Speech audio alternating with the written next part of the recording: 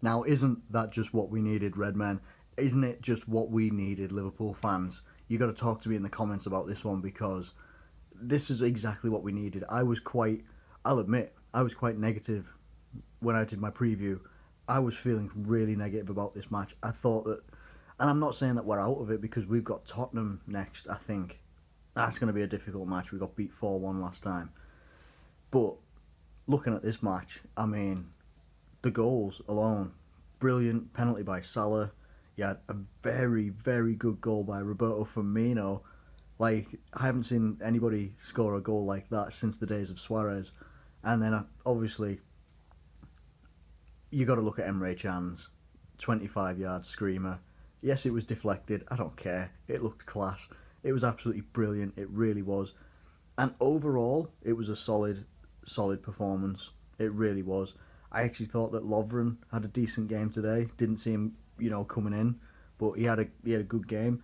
There's talk about could there possibly be, a Van Dijk Lovren partnership because Lovren, when he has a good game, doesn't get talked about enough, and he did. He had a good game today. Robertson, good game. Absolutely no complaints there. Gomez, the same. Karius, I thought, solidified the fact that he is a better goalkeeper than Mignolet, which isn't saying a lot. I do realise that, okay.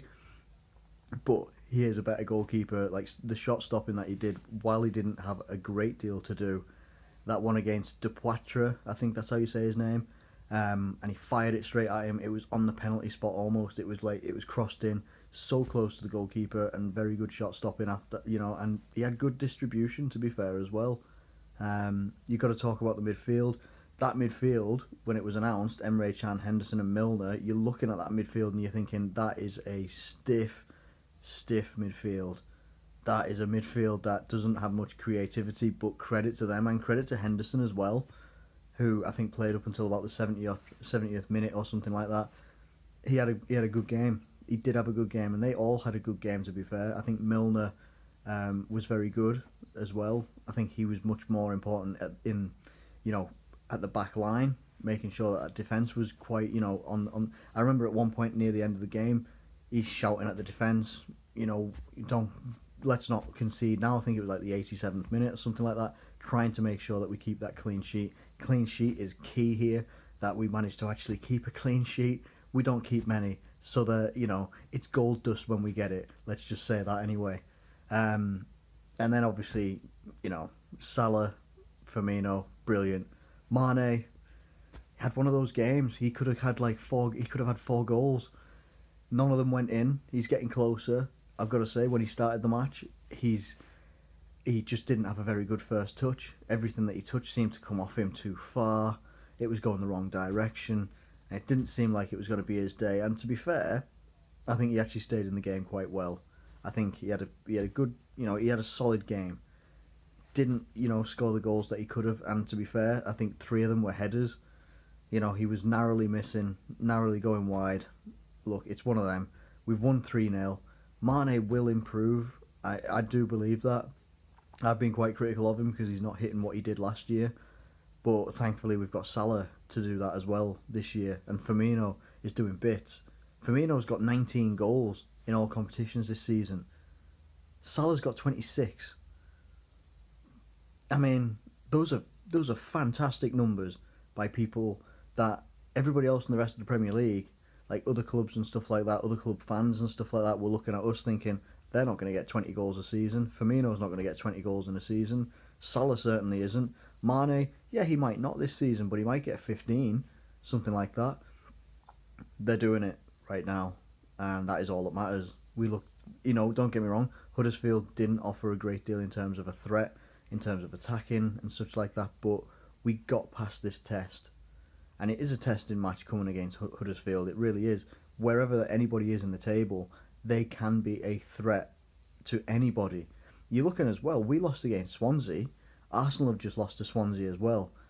Anybody can beat anybody in this league. It doesn't matter. If you don't come into a game fully prepared to attack them as if they're the top team in the world, you stand a chance at losing. And that's what happened to us against Swansea. It's what happened to us against West Brom when we got absolutely dicked by West Brom. Hopefully this is a turning point for Liverpool. and we can go again, come up against Tottenham, put in a good performance, and we just move on from there. If we had scored another goal or another goal or two, we could have actually gone into third tonight on goal difference. We'd be on the same points as Chelsea, which we are right now, but on goal difference, and obviously we would have had to have won 5-0. To be fair, we weren't far off it. If we'd won like 5-0, something like that, we would have gone third. Things aren't as tits up as people like to think. We've got to put that into perspective.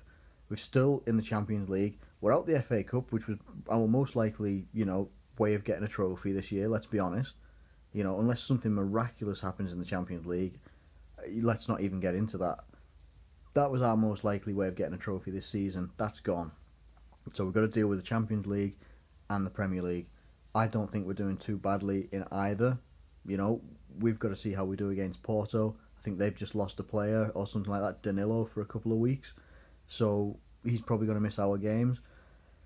Look, we've just got to take it as it comes right now and try not to be too negative. And I've got to do that myself.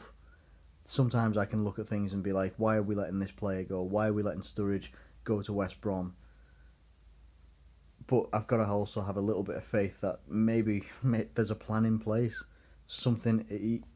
I firmly believe that Jurgen Klopp doesn't make decisions without a reason. And he'll have a reason whether he discloses it or not. Anyway, very, very positive result like tonight. Let me know what you think in the comments below. Let me know all of your thoughts. It would be fantastic to hear from you. Like it and subscribe if you can. That'd be awesome. Thank you ever so much for watching, as always. And I will catch you later.